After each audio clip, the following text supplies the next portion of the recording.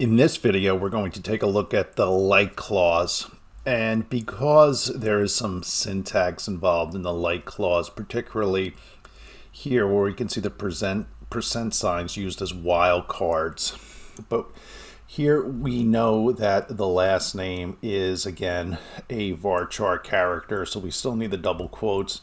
And then we have a string in here that we suspect matches data in the table. So we put in what we know, and then we bracket around it these percent signs, wildcards, which I'm running this out of Windows, and they could be different in Linux. So please check the database documentation just to see what type of wildcard is used by your operating system.